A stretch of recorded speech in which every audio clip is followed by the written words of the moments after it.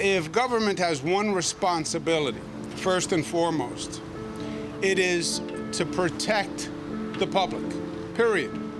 Holding a firearm as a non-resident makes you a felon in New York. Me picking up and touching one of these guns, I'm breaking a law here. Correct, that's actually considered a felony in New York. That's a felony? It's a felony. Just for me touching a gun? Yep. Because holding a firearm as a non-resident makes you a felon in New York. It's pretty disgusting, actually. It is outrageous. It serves no purpose, none whatsoever. What happened here? When did we stop being the United States? I've spoken with Albany police, I've spoken with Troy police. Both of them have said that neither city has a gang problem. Do you think there's any truth to that? They don't want you to know. You can't hang out with your friends, like you really can't do nothing. It's a gang problem everywhere. It's not just Albany and Troy. MS-13 are thugs. Like, people just don't care about one another. Think about the kids that's growing up. Fatherless, motherless, like it's just so sad. A new poll shows Americans believe the Empire State who was shot and killed here is in the lead. The kid was 21 years old. When it comes to corruption. People are going to do bad, stupid, venial things. Can I get your reaction to so many community members so startled as it comes just hours after last night's fatal shooting? Somebody got to do something.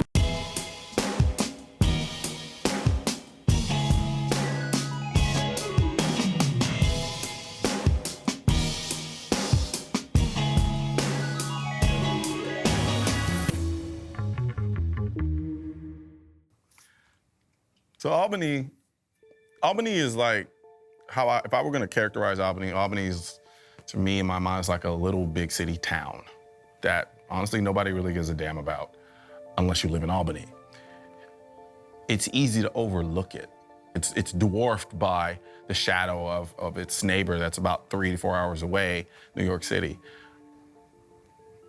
With Albany, you're dealing with essentially a community of people, even though it is a city, but a community of people who, they deal with a lot of the same issues that big cities deal with, but without the same level of resources, without the same level of aid or help, without the infrastructure in place to deal with some of these things. So some of these issues are allowed to run amok. And so when you start talking about violence and the criminality involved in places like Albany, they're going to go overlooked because usually they're dwarfed by places like New York City, like Chicago's, like the St. Louis's. But they're still affected the exact same way. And so I wanted to show that these policies just don't live in this microcosm of big cities. People across the country get hurt by the decisions that are being made from the top. And when you don't or you can't hold your representatives accountable for the state of your community, it becomes a problem. It's easy to ignore the kind of almost decay that may be happening in certain parts of Albany. And a lot of it, I feel, is more or less due to neglect on the part of the representatives. You know, they're so hyper-focused on other areas that they don't really pay much attention to it. And then on top of that, they can usually just use the idea of guns to scapegoat it, right? And I got to Albany and I didn't see what was essentially a gun issue as much as I saw an economic issue. Just being real.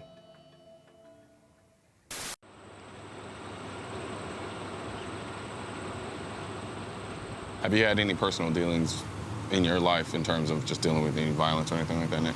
I mean, I don't know too many people that hasn't, especially African American, that hasn't had an experience of violence in some case. I've seen, I've witnessed, family, friends, community. It's unfortunate, man, but it's kind of freaking normal, man. You know what I mean? It's sad. Yeah, it shouldn't be normal. It's sad, man. But it is. Yeah. I was a victim of gun violence myself. I got shot twice. I'm just reluctant and blessed still to be here. I think it's very important to really understand how we can use this as an example to come together and really deal with some of our issues when we have to deal with them. Outside of picking up a weapon to harm someone who look like me or sound like you, just the fact that going about handling particular issues that way is a detriment to not only the individual who lose their lives, but to the family and others as well.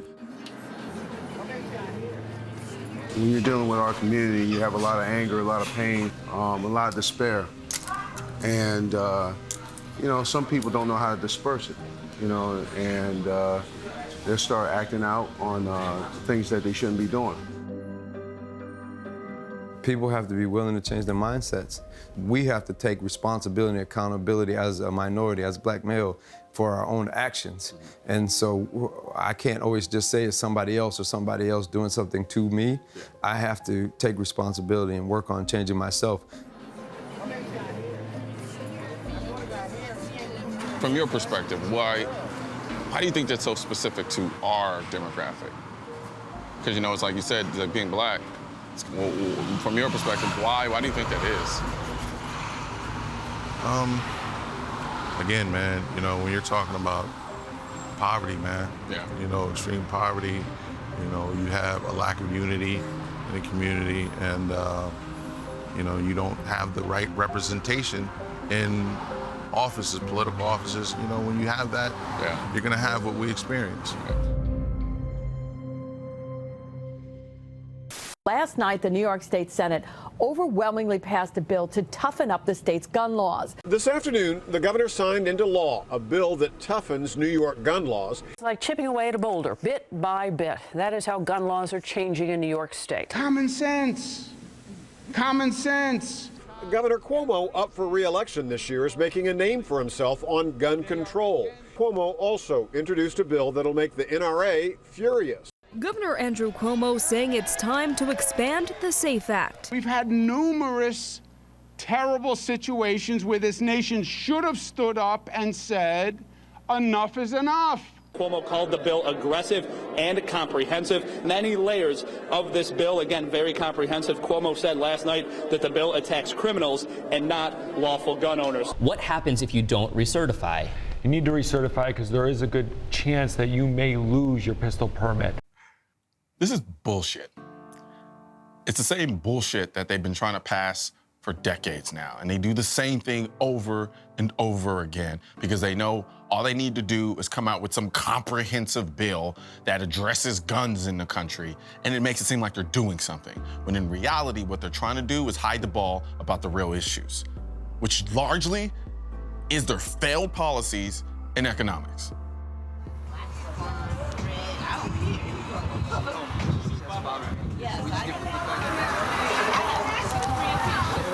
Because I say it all the time, I was like, as a community, we've got to start holding the people who we place in these positions accountable. I agree. And I'm not gonna be honest and tell you, it's like, I was wondering, I was like, how do we go about doing that? Well, in order to do that, man, you can't do it singly. Yeah. It can't be you, myself, or one other person. It has to be a collective group on one accord. And we agree and we have the numbers.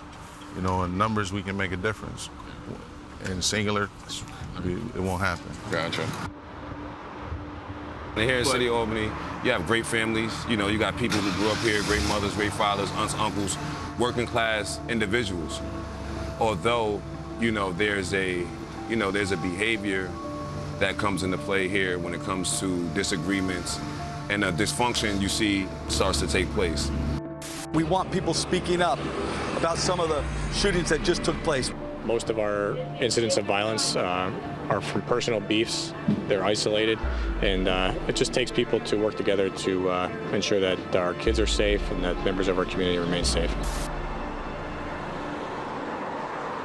You have to realize if you pick up a gun to handle a dispute, ultimately you're cowering out. Yeah. That's not what people are taking notion of as the way, or that's G, or that's gangster.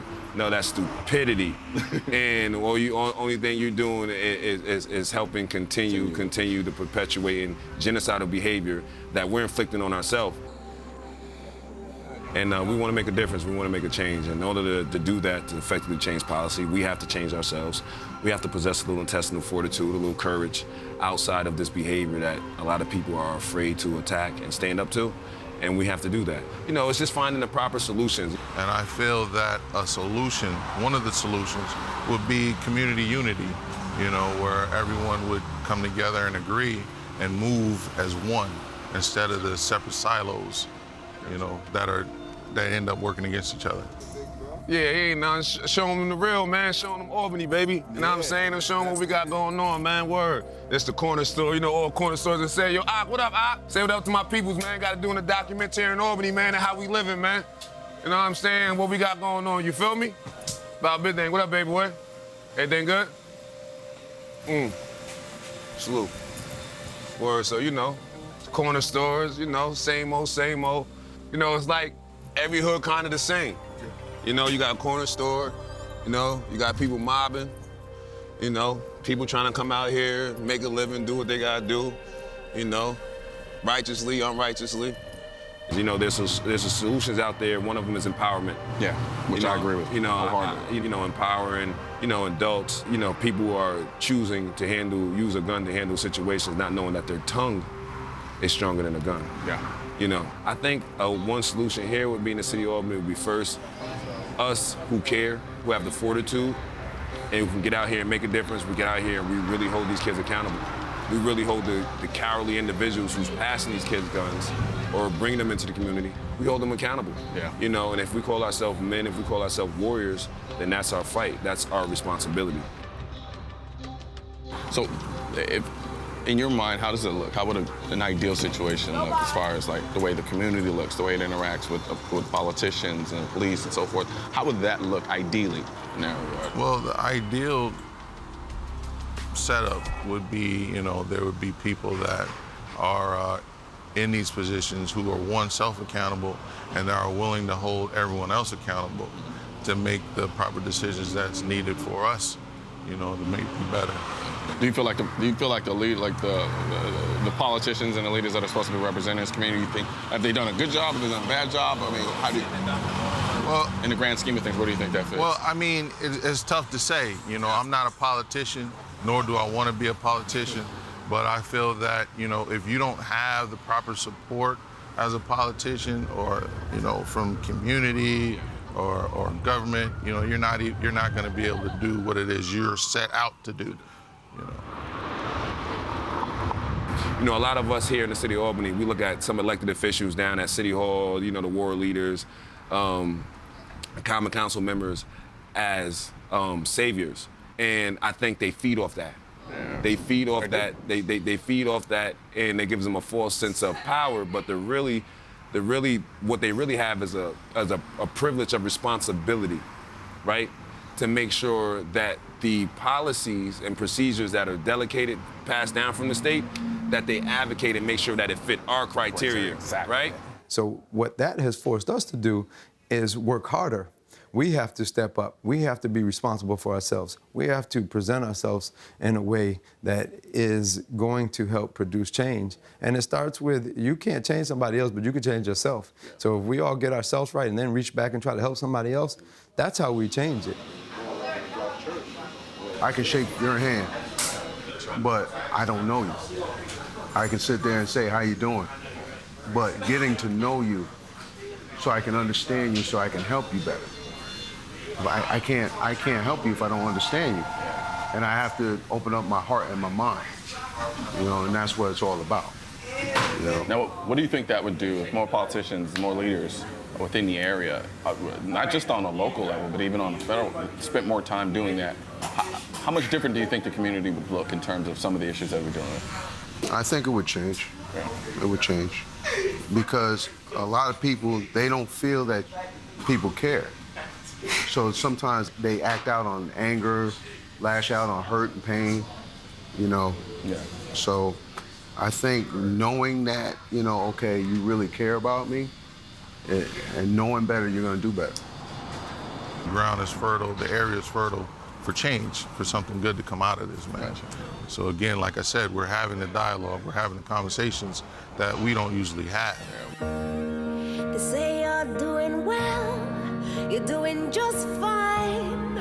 I hear it all the time. And though I give a smile, I can't help but feel. If you notice something that I always notice when it comes to the politicians and our representatives, there's one thing they always never want to talk about. They'll talk about everything under the sun. Of course, they'll belabor gun control to death. And one thing they don't ever talk about is the economics. And there's no more shining example of that than what you get in Albany. It's all economics. And the representatives and politicians never want to address that, because then they'll start to be held accountable for what the hell is going on in these places. There's a clear divide in Albany where it's split. You have this very definitive divide between the haves and the have-nots. And you don't get the same level of violence on the have side that you do on the have-not side. I don't think it takes a genius to figure out why that is the case. I don't think anybody has a problem with the people who have having guns. People like Cuomo will have problems with people owning firearms in places that don't have much in the way of economics, is largely due in part because he understands the conditions that create the environment that they exist in. And it's places like Albany that don't get the news, that don't make it to the front page, that really tend to suffer the most, because they don't have the infrastructure in place. They don't get the same support. They don't get the same type of attention. So it's easier for these politicians to go and fly under the radar when they're not doing anything. Are you actually doing things that help the people in these environments? Or you just neglect it? And then when somebody does shine a light on it, you say, well, no, I'm gonna pass more gun control laws and that will fix it. So now you have people who put you in the office because you came there during an election cycle and said you would change things. And then as soon as that was over and you got elected, you left. Nonsense. You're not helping. You're not trying to pass policies that help them. You're doing everything that's within your self-interest and only your self-interest. And then when election season comes around again, then you go over to that side and you say, hey, look, I'm gonna do this for you because, you know, those guys over there, those are the bad guys. They won't let me pass more gun control laws. We don't need more of your damn gun control laws. How about you help the infrastructure? How about you help bring back some of the, I don't know, say jobs that were gone or lost? How about dealing and addressing those issues with the same fervor that you do gun control? Because it's easy to write on a bunch of sheets of paper and then say, look what I did. You didn't do anything. You passed a law that does nothing but actually affect the same people who probably need the protection the most. The vast majority of these people are good people. They're not bad, they're not criminals, but they live in environments where they're surrounded by them. So they need protection. You're not there to do it. You're not providing it for them. So what do you expect is gonna happen in these environments? They're gonna deteriorate. And you're gonna ask for more gun control. Because gun control clearly is the answer. You've been doing it for decades now, and then you still looks exactly the same way it has been for the last decade. But yet you want more gun control. This is evil.